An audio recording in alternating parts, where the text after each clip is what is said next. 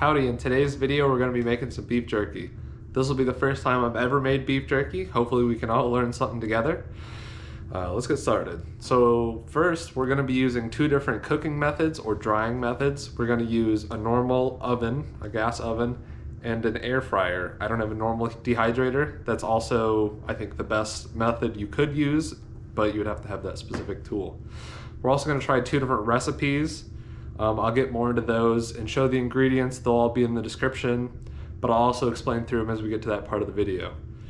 We're going to be using some eye of round roasts that I got at Costco. I'll show those and explain more about meat choices in that next section. So let's go on to that. All right. The meat we have is an eye of round roast, like I said. So really just with your meat selection, at least from what I've looked up and been able to find, you just want something that has very minimal fat. So you see, like, this has a fat cap on top, but like in the meat, there's almost no fat. Any extra fat will retain moisture and it will make it spoil faster. So if shelf life also isn't a big concern, you can go for a more fatty cut. It just won't last as long. So the first thing we want to do when we get this is we don't want any of this fat because it won't dry correctly. So we're just going to cut all that off. We're just going to carve all this extra fat on the outside off. Another tip that I did here, if you freeze your meat for an hour, maybe 2 hours before, depending on how big the chunk is, it's a lot easier to cut. So this has probably been in the freezer for an hour and a half. It's a little stiff, obviously still pretty squishy, but it makes it way easier to cut. And since this is such a big piece, I'm gonna cut it in half just to make cutting slivers easier for our actual jerky. So we're just gonna cut this all the way in half. So our jerky will be cut out of this. I've seen there's two ways to cut this, which one seems clearly better to me. That you can either cut against the grain, like this, the grain runs through the meat, you can see all the striations. The grain runs through the meat, you can cut across it, against it, and get a more tender jerky, or you can cut with it and get a more chewy texture. So we're gonna cut against it. That seems like a better option. And you wanna cut pieces that are 1/8 to 1/4 inch. So like that looks pretty good. That's probably about 1/4. And just do your best to make some nice pieces. And then you're just gonna cut this whole thing up. After you got all the fat removed, we're just gonna slice this whole bad boy up.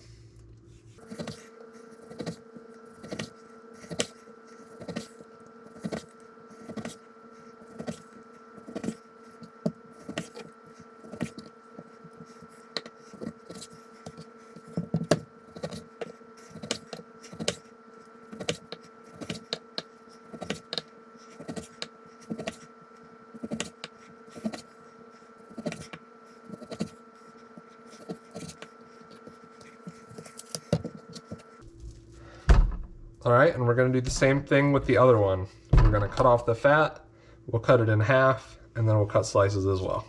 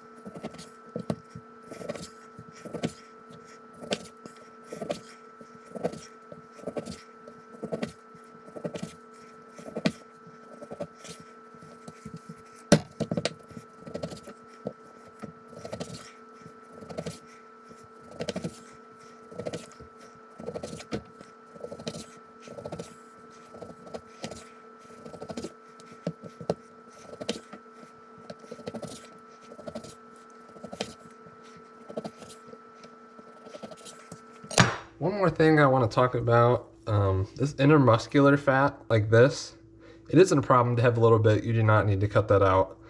That shouldn't be enough to affect it too much. But these pieces that are completely with no fat will last longer. And this cut-off fat I will probably dispose of, or you could render it down for some beef tallow, and these extra chunks of good meat I'll definitely fry up and eat. And just for reference, this was 5.5 pounds of eye round roast.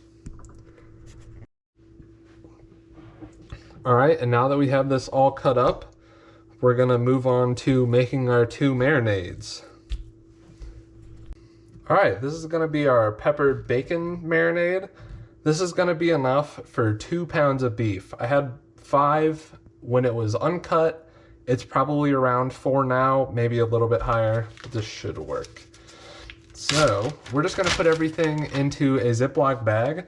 So we go put our meat in here with our marinade, and then we can, while it's marinating, every couple hours, we can move it around in here and make sure all the meat is coated well. So first, we're gonna put 1/2 cup of soy sauce. And then we're gonna do 1/2 cup of water. We have 1/2 teaspoon of salt. We have 4 teaspoons of brown sugar. We have, that was actually 1/4 cup of brown sugar, 4 tablespoons. But we have 4 teaspoons of freshly cracked black pepper. And then this is 2 things. We have 1/2 teaspoon of onion powder and 1/2 teaspoon of garlic powder. And then we'll just seal this up and just mix our mixture together and make sure that sugar dissolves in there, which it looks like it already has pretty well. So then we're gonna move these out of the way. And we'll bring our meat over here.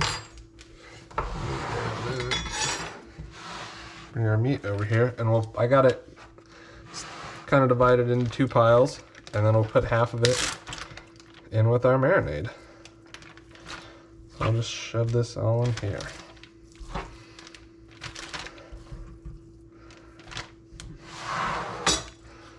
All right.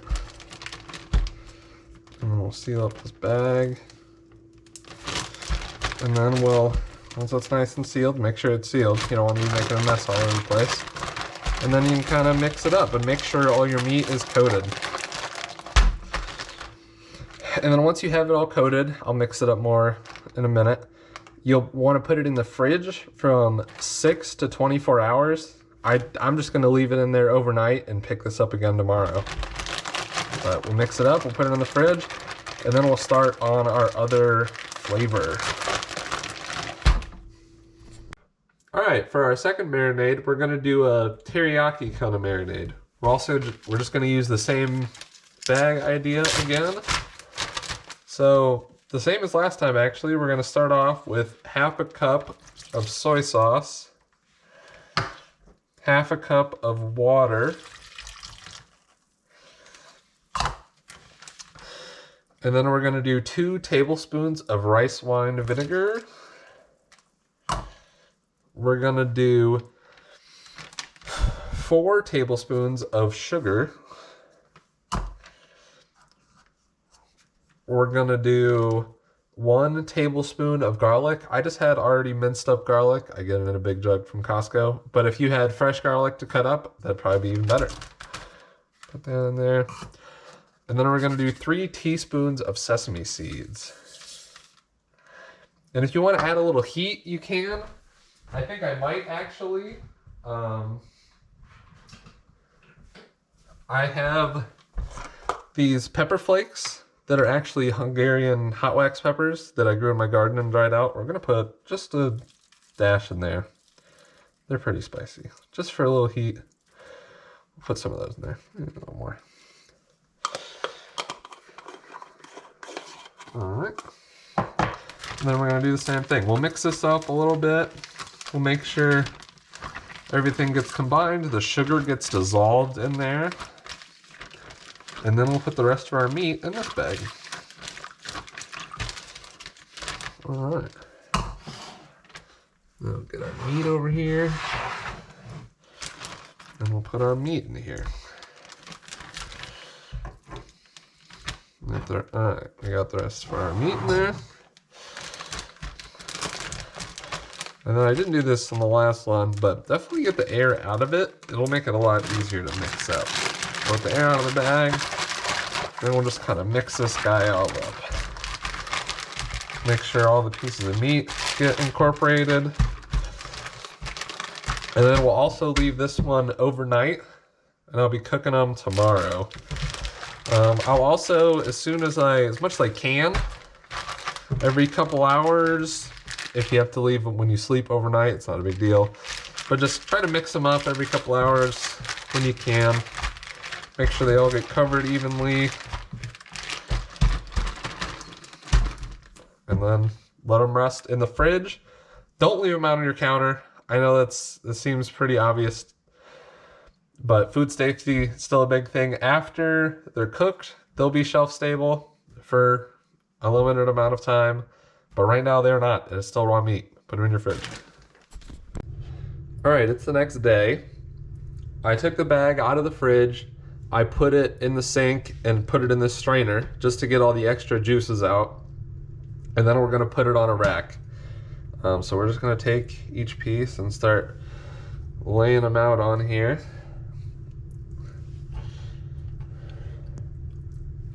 This is the peppered one. I kind of want to give them a little space at least so air can flow around them so they actually crisp up. Well, not crisp up, that they dry out completely.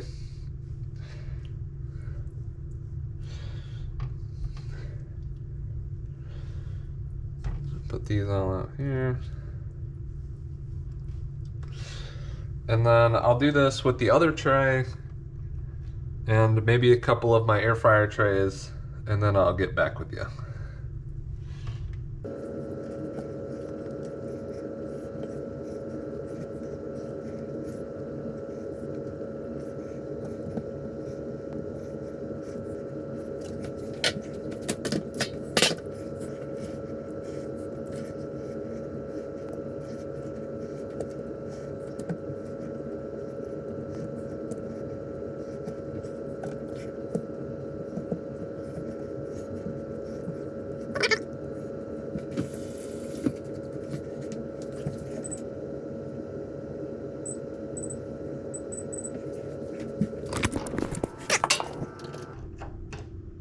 Alright, then we're going to put them in an oven set to 175. If your oven doesn't go all the way down to 175, just set it as low as it can go.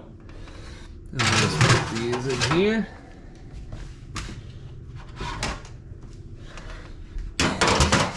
And then we're going to leave this. I'm going to check it in 2 hours. What I saw, it says it takes 3 to 6, but we'll check it in 2 and see where we're at.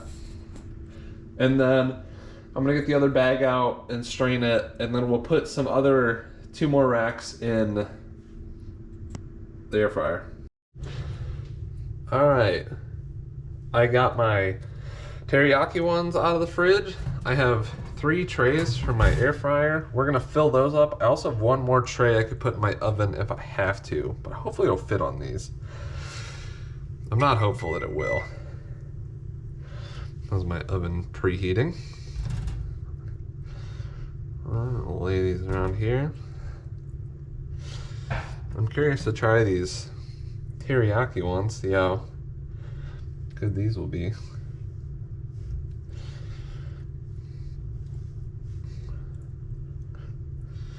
Then I'm also gonna run my air fryer on about 175 degrees as well.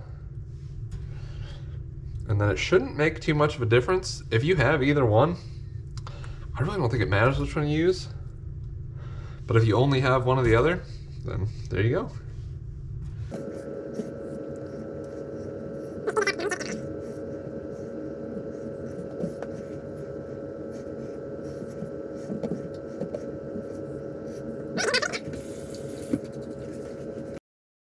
Alright, this is me from the future.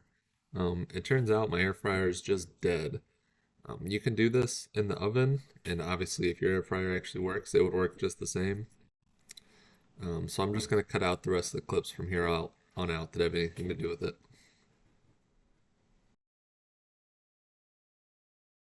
You want to make sure the meat gets up to 160 degrees, so I might actually bump these up after 2 hours just to make sure they hit that.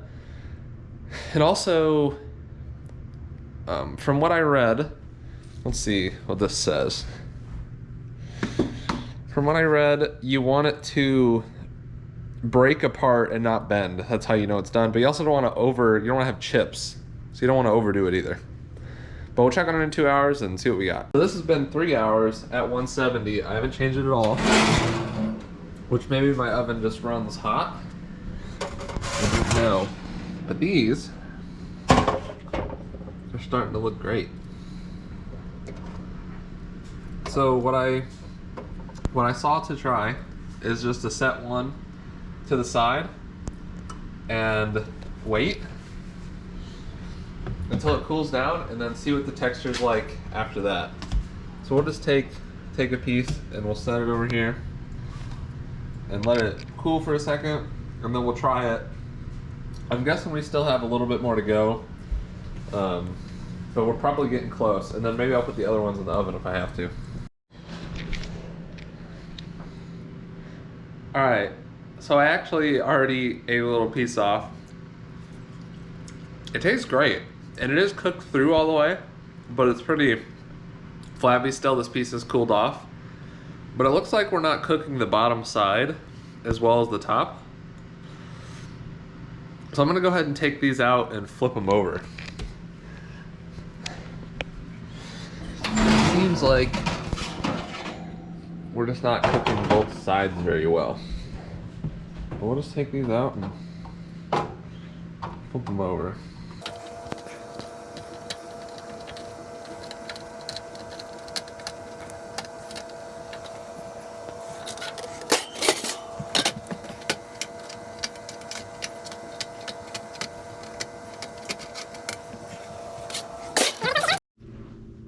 Alright, let's go ahead and take these out. They're looking much better since they've been flipped over.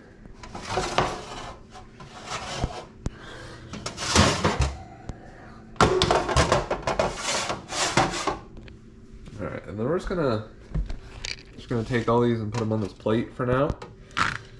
And then I'm actually gonna go ahead and put the ones that were in the air fryer on these trays and put them in the oven, because my air fryer just isn't working for some reason.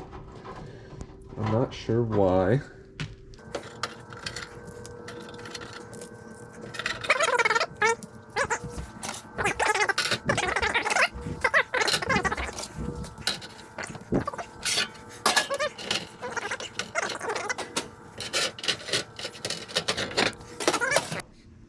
One thing I wanted to mention is these are shelf stable for, you can leave them out now that they're cooked. I've seen it recommended to only leave them a week or so. You can use curing salt to make it last longer just in the open. You can put them in the fridge to last longer. And then also, if you have them out, definitely keep them in a Ziploc bag or some airtight container to last as long as possible. I think they'll last longer than a week. But I don't think it'll last that long to eat them all, so I don't think it'll be a problem. All right, this is a week later, and I've learned some things. One, if you're putting it in a plastic bag, use, like, if you don't have anything else, just use a paper towel or a napkin just to soak up some of the moisture. That's why on the beef jerky packets you get from the store, they have those little tiny silica gel packets that suck up all the moisture. Secondly, I really didn't cook these long enough. I was really on a time crunch. These last clips were probably at 10 or 11 at night, and we were leaving at 6 in the morning the next day for a trip. So I just had to take it how I had it. But I left some in the fridge. I only took half with us, which we did eat all of it, and it tasted great. It was just a little chewy, and over time it got a little worse because the bag just filled up with moisture and made them get softer and softer. Still tasted great. They never didn't taste great. Um, but with the half I left here, when I got back from vacation, I actually put it back in the oven for a couple hours and dried it out more. And ended up having a really good, like exactly what you get out of a bag beef jerky. Um, so, like what I said earlier is still true. It really is up to you, whatever you want the texture to be. After you cook up the first couple hours, it's good to go. It's safe to eat, to leave out. Um, I'm sure if it's dried longer, it'll last longer. But those are just some of the things I've learned since actually doing this. I may do a second video in the future going over some of these new things I learned. Hopefully I have an air fryer that works or maybe even a dehydrator by then. But that's all I got for this video. If you made it to the end somehow, thanks for watching.